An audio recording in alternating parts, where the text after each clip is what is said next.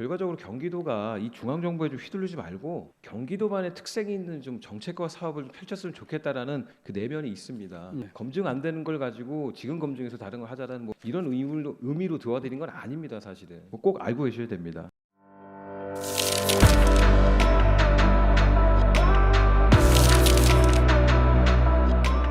자, 일단 우리 경기도 주거 정책 정말 실현이 가능한가라는 질의를 좀 하겠습니다. 시장님, 우리 경기도 주거 종합 계획은 어떤 의미라고 생각을 하고 계십니까? 경기도의 주거 정책의 큰 방향을 제시하고 있다고 생각을 합니다. 그래서 질적으로는 쾌적하고 네. 가격으로는 적정하고 양적으로 충분한 주택 공급 세 가지를 큰 기둥을 하고 있다고 생각을 하고 있습니다. 이 네네. 비전으로 해서 공공임대주택 재고 100만 호, 민간과 함께 경기도 주도 공공임대 10% 공급, 주거지원 사각지대 0%, 그리고 경기도 자체 공급량 4를 달성하기 위해서 주거천사 경기도라는 목표를 설정을 했습니다. 다음 보여주십시오. 뭔지 아시나요? 네, 광교 17블락 부지가 공공지원 민간 임대 주택에서 지분 적립형 분양 주택으로 저희가 바뀌는 그런 지역으로 알고 있습니다. 이게 A17블록으로 동일하잖아요. 두 동해안인데 사업 위치도 말씀드린 대로 광교 택지개발내에 있는 건데 사업 방식이 전혀 다르죠. 첫 번째 동해안은 19년도 10월에 전임 지사인 이재명 지사가 주력을 했던 기본주택 실현을 위한 동해안이었고요. 두 번째는 24년 9월 말씀하신 지분 적립형 분양주택이 포함된 공공주택 건설 사업에 대한 동의안입니다. 자, 근데 해당 사업이 종부세 문제로 사실은 지지부진했었고요. 현재 종부세 문제가 해소됐는데도 갑자기 전혀 다른 지분 적립형 분양주택 방식을 적용해서 동의안을 다시 제출하셨어요. 그러나 저희 상임위 역시 이 심도 있는 논의가 필요하다 이런 의견들을 다 주셨기 때문에 현재 보류 상태입니다. 특히나 이게 더 아이러니컬한 게요. 이 4년마다 일정 지분을 획득하는 방식이지 않습니까? 자, 그러면 이 주택에 대해서 대출이 담보가 안 됩니다. 담보 대출이. 그리고 GH가 담보를 제공할 수도 없습니다. 자, 그러면은 지사님, 지분 적립형 분양 주택이 이 초기 자본이 부족한 신혼부부나 청년들한테 정말 내 집 마련의 기회라고 생각을 하시나요? 지금 저희가 그 청년들에게 그 기회주택 패키지로 세 가지 사업을 하고 있는데 지분 적립형 지금 위원님 말씀하신 네. 것과 공공전환 민간 임대 확대와 이 분양 전환 임대 이렇게 세 가지를 추진하고 있고요. 그 중에서 이 지원 적립형은 주택 지분을 네, 장기에 걸쳐서 차곡차곡 처음에 분양가 한 10에서 25% 가지고 일단 분양을 받은 뒤에 말씀하신 대로 이게 뭐 10% 20%뭐 자기 형평권 납입하고 하겠다 뭐 이런 것도 있는데 정말 이게 주거 문제가 대안이 될 수 있는지는 모르겠습니다. 전임 지사가 추진했던 기본주택을 또 예를 들자면요. 그 당시에 소득, 자산, 나이, 뭐 입주 자격 다 필요 없고 기존 공공 임대주택과 다르게 무주택자면 누구나 30년을 살 수 있다. 이렇게 말씀하셨거든요. 결국 아무것도 하지 못했습니다. 맞죠? 이 기본주택에 혹시 사용됐던 홍보비가 얼마인지 혹시 아십니까? 제가 자세히 알고 있지 못합니다. 네. 자, 그러면 지금 현재 지분 적립형 분양주택에 대해서 홍보한 거는 얼마가 되는지 혹시 아십니까? 네, 저 자료를 좀 봐야 될 것 같습니다. 기본주택 홍보를 위해서 경기도가 13억, GH가 30억을 사용했고요. 결국에는 제도적인 근거가 마련되지 않았기 때문에 홍보비 43억이 매몰 비용이 되어버렸습니다. 지분 적립형 분양주택은 8월 말 기준으로 GH는 52억의 홍보비를 지출했습니다. 자, 의회 의결로 지금 받기도 전인데 확정되지도 않은 사업에 지금 50억 이상의 홍보비가 들어갔습니다. 자, 그러면은 이거에 대해서 지사님은 어떻게 생각하십니까? 아마도 제가 그 생각할 적에는 청년과 신혼부부 주택 구입에 대한 홍보 필요성이 하나 있을 것 같긴 한데 그 홍보에 있어서 또 외화 소통에서는 좀 부족함이 있지 않았나 생각합니다. 이제 지금 240세대라고 하지만 앞으로 사업의 확장성 같은 걸 감안하는 이제 파일럿 프로젝트를 의미가 있다고 생각을 했던 것 같고 다만 두 가지 면에서 조금 아쉬운 점은 있어요. 하나는 홍보 내용이 조금 아직 사업 시작도 안 됐는데 조금 과도한 희망을 준 과도하다라고 것과, 생각하시는 예. 거죠?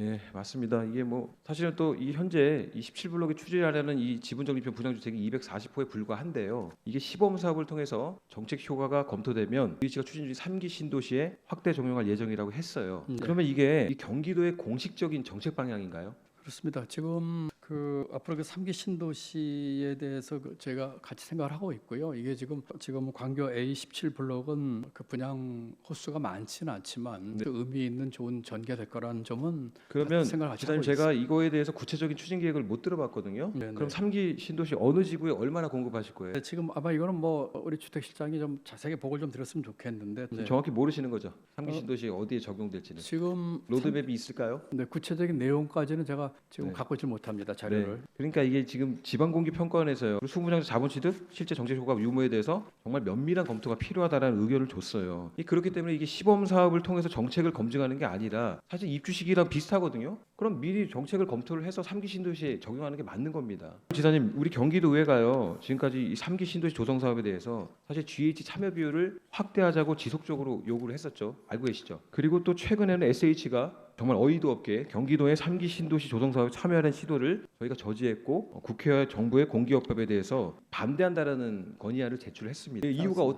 왜라고 생각하십니까? 왜 그렇게 했을까요? 저희가 지금 경기도가 이 중앙 정부에 좀 휘둘리지 말고 경기도만의 특색이 있는 좀 정책과 사업을 좀 펼쳤으면 좋겠다라는 그 내면이 있습니다. 네, 사실은 이게 또 말씀드렸듯이 이게 이 GH가 사실은 경기도에서 100% 투자한 공기업이지 않습니까? 이게 사업에 대한 정책 방향성은 주도적인 건 우리 경기도가 해야 됩니다. GH가 주도적인 건 아닙니다. 정책 방향에 대해서는. 그리고 꼭 역할과 책임을 좀 해주시기를 좀 당부를 좀 드리겠습니다. 예, 그 아주 좋은 지적이시고요. 앞으로 GH의 여러 가지 사업에 대해서도 저희 네. 도와 특히 우리 도시주택실 중심으로 해가지고 네. 주도적으로 하면서 GH를 이렇게 뭐라고 할까요? 견인할 수 있도록 노력하겠습니다. 우리 직걱정 없는 경기도 정말 경기도 주거천사가 좀 되기를 부탁드리고요. 흔들림 없이 좀 나가주십시오. 예, 고맙습니다. 다음은 우리 기후환경 정책에 대해서도 좀 살펴볼게요. 네, 이 각종 이 사업들이 정말 이 경기도 탄소 중립 실현에 사실은 얼마나 기여를 할까라는 의구심은 사실은 지금도 있습니다.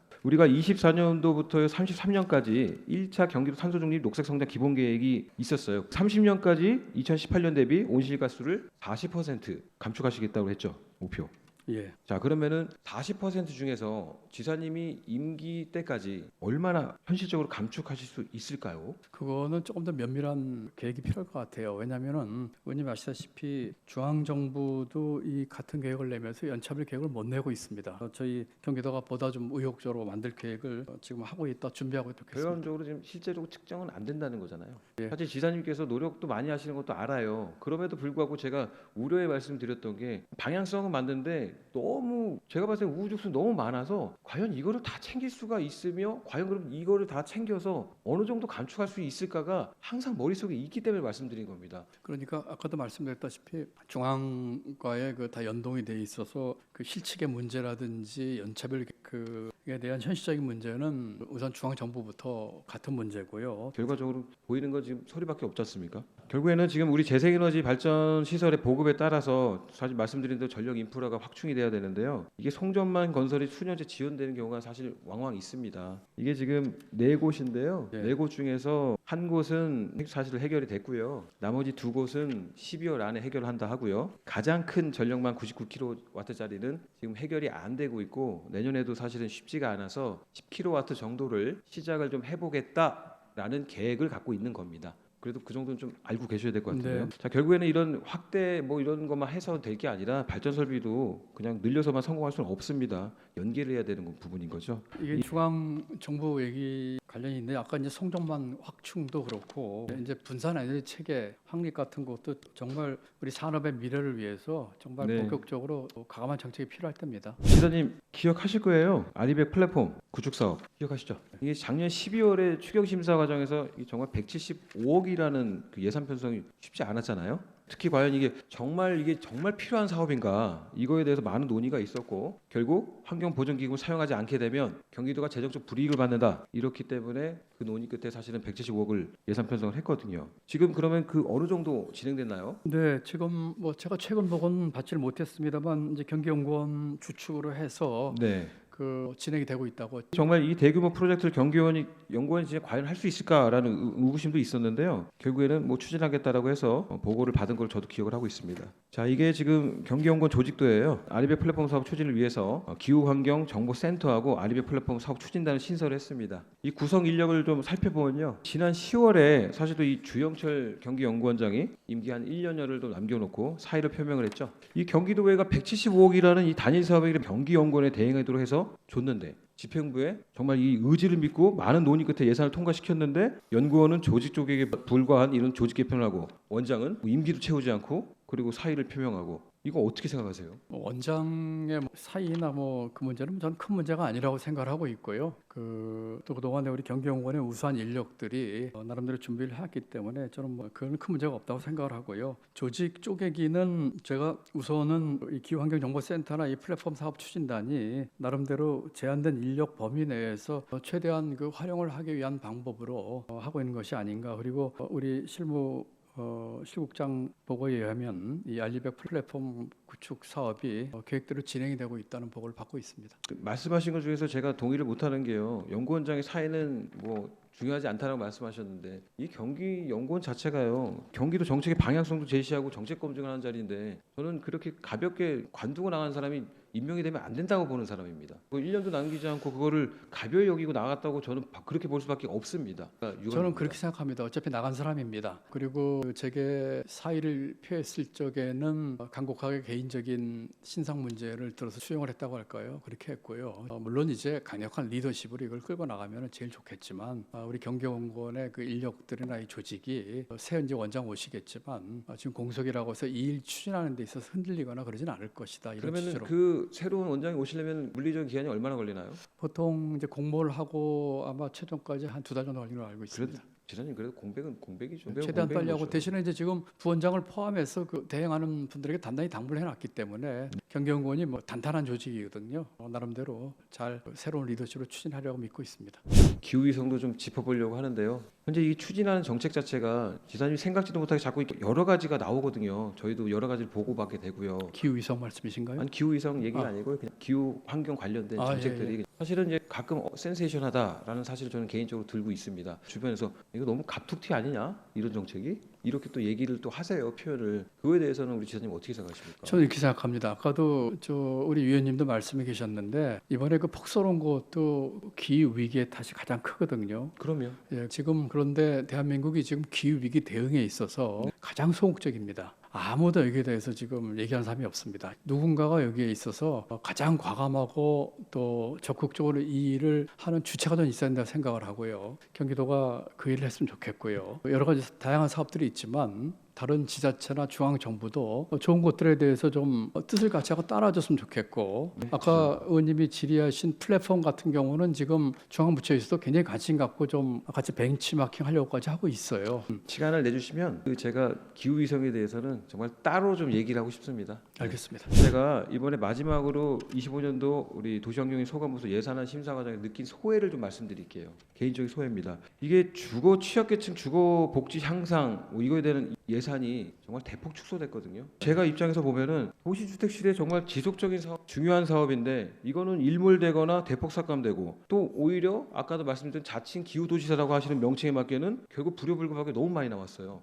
그럼 우리 입장에서는 제가 봤을 때는 도시주택 시대 예산을 잘라서 이쪽을 증액시키나? 라는 생각밖에 안 들었거든요. 더군다나 이 취약계층 이거를 계속 해오던 거를 정말 일몰시키거나 다 삭감했거든요. 난 이해가 안 가더라고요. 저도 지금까지. 예산을 그 어떤 걸 늘리기 위해서 다른 걸 줄이고 이런 적은 생각한 적도 없고요. 아까 예를 들어서 그 농민 기본소득 얘기도 우리 방성환 위원장님 말씀 주셨는데 그거 빼고도 예를 들면 다른 예산들 전혀 다른 고려 없이 했고 늘렸습니다. 취약계층에 대해서는 면밀하게 항상 살펴주세요.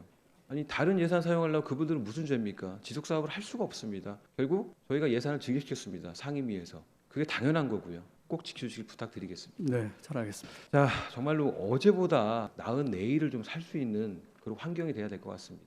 저 역시 경기도민의 한 사람으로서 정말 희망을 좀 꿈꾸고 싶고요. 저도 정치하는 이유가 딱 한 가지입니다. 저희 자식 세대들 저랑 똑같은 고민 안 하고 살았으면 좋겠습니다. 다음 세대들이 진심으로 말씀드리겠습니다. 또 저 역시 제가 도의원으로 있는 동안은 저도 최선을 다해서 도와드리도록 하겠습니다. 고맙습니다.